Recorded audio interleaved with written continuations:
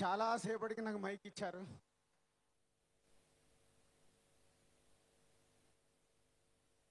వేదికలు అలంకరించిన దర్శకులు రాజమౌళి గారికి, మా బ్రదర్ ప్రభాస్కి ఒక్క నిమిషం సైలెంట్గా ఉంటే బాగుంటుంది. My hero Siddharth, my dream hero NTR.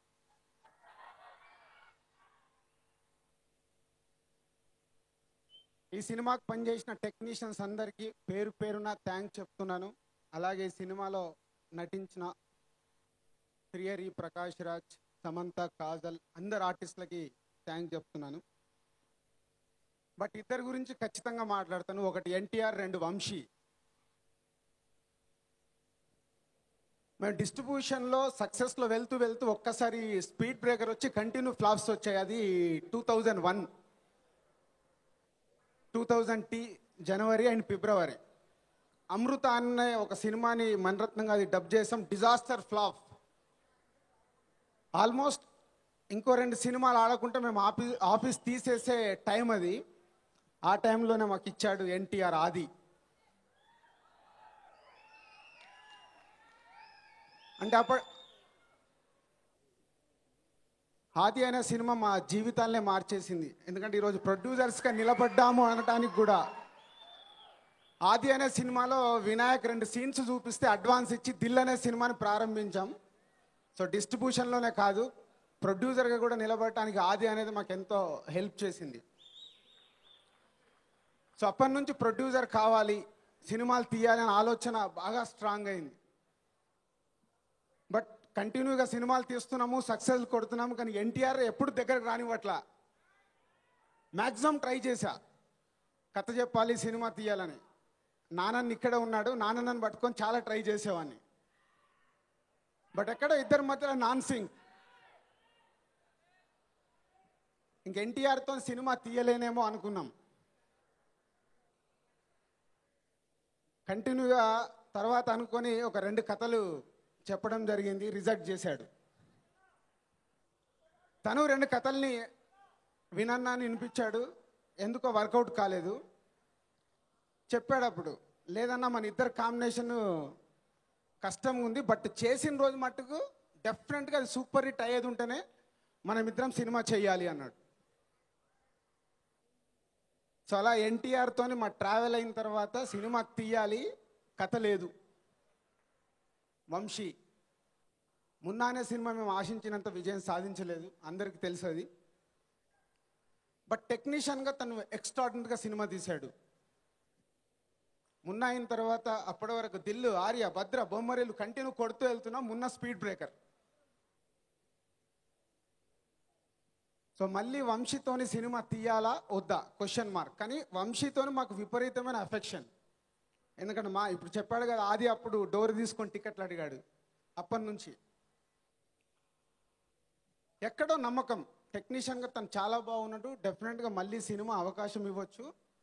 మొన్న అయిపోయిన తర్వాత ఎప్పుడో అప్పుడు మధ్యలో అసలు ఒక 3-4 వీక్స్ కలవలే. 4 వీక్స్ తర్వాత ఆఫీస్కి వచ్చాడు తన మ్యారేజ్ గురించి మాట్లాడటానికి, తన పెళ్ళి. అప్పుడు మేమిద్దరం ఉన్నప్పుడు చెప్పాను, వంశీ ఇంకో కథ ట్రై చేయి, నాకు నమ్మకం ఉంది, నువ్వు చేయగలుగుతావు, ప్రయత్నం చేయి. అలా ఇంకొక కథకు అంకురార్పణ స్టార్ట్ అయింది. నా స్నేహితులతోని డిస్కషన్ వచ్చినప్పుడు, ఏంటి వంశీకి మళ్ళీ సినిమా ఇస్తారా? ఇస్తాం. ఏంటంత కాన్ఫిడెన్స్? తను ఈజ్ అ గుడ్ టెక్నీషియన్. మంచి కథ ఉంటే టెక్నీషియన్ డెఫినెట్ ఆల్వేస్ సక్సెస్ అవుతాడు. అల్టిమేట్ కావాల్సింది కథ. ఎందుకంటే ఎంతోమంది కొత్త దర్శకులను మేము ఇంట్రడ్యూస్ చేశాం. సుకుమార్, బోయపాటి సీను, భాస్కర్, వంశీ, శ్రీకాంత్, వీళ్ళందరూ కొత్త దర్శకులతోనే చేశాం. వాళ్ళ టాలెంట్ ఏంటో మాకు తెలియదు, బట్ మేము నమ్మింది ఆ కథనే. ఆ కథ నచ్చడం వల్లే మేము సినిమాలు తీస్తూ వెళ్ళి సక్సెస్ అయ్యాం. కథ ఉన్నప్పుడు సినిమా ఎందుకు ఫెయిల్ అవుద్ది? No way. సో దానికి కావాల్సింది కథ. దానికి ఆల్రెడీ వంశీ అనేవాడు is a beautiful technician. Munna సినిమాలనే ఎంత తీయాలో ఒక్కొక్క పాట చూపించి, నాకు గుర్తుంది మున్నా ఫస్ట్ సాంగ్ చూడటానికి ఆల్మోస్ట్ అందరు హీరోలు వచ్చి చూసారు. ఫస్ట్ సాంగ్ కదులు కదులు అనే సాంగ్ని. అండ్ అంత బెస్ట్ టెక్నీషియన్ చేశాడు.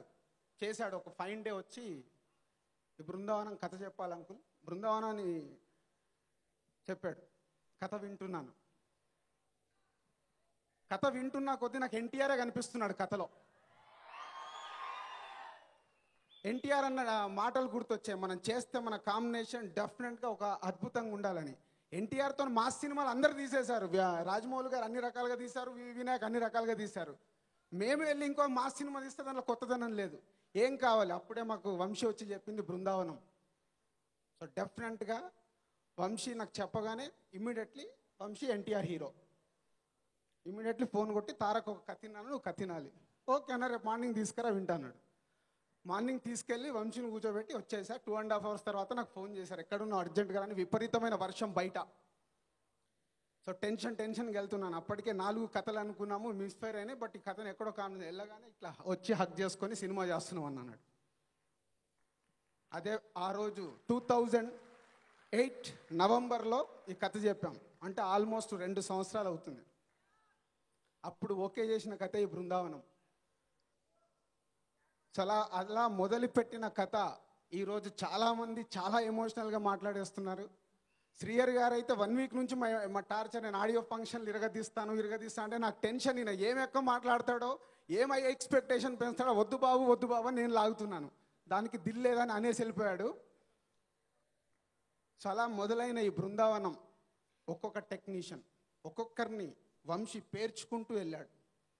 ఒక కెమెరామెన్ చోటా, తమన్, ఫైట్ మాస్టర్స్, శివ, ఇలా ఒక్కొక్కరిని పేర్చుకుంటూ ఒక అందమైన ఫ్యామిలీ సినిమా బృందావనం. ఫ్యామిలీ అంటే మళ్ళీ మీరు ఎక్కడ మిస్ అవుతారో చాలామంది అడుగుతున్నారు. బృందావనం సాఫ్ట్ టైటిల్ ఎన్టీఆర్ మీద కరెక్ట్ కాదు, బృందావనం అని పెట్టారు, ఎన్టీఆర్కి మాస్ ఉండాలి. మీకు ఎలా చూపించాలి మాస్ అనేది? అదే ట్రైలర్. 40 రోజులు యాక్షన్ పార్ట్ దీంట్లో షూటింగ్ చేశాము. మీకు కావాల్సిన అంతా మాస్ ఉంటుంది. ఆ మాస్ ఉంటూనే ఎన్టీఆర్ని కొత్తగా ఎలా చూపించాలి, దానికే ఈ రీజన్. ఈ స్టిల్స్, మీసాలు తీసేసినప్పుడు కొంతమంది అన్నారు ఎన్టీఆర్కు మీసాలు ఉంటేనే బాగుంటాడు మాస్ హీరో. ప్రయత్నం కొత్తగా ఎప్పుడు వస్తుంది? నందమూరి తారక రామారావు గారు ఎన్నో అద్భుతమైన సినిమాలు చేశారు. మిస్ అమ్మ ఇప్పుడు చూశారు, అక్కడి నుంచే పుట్టింది బృందావనం.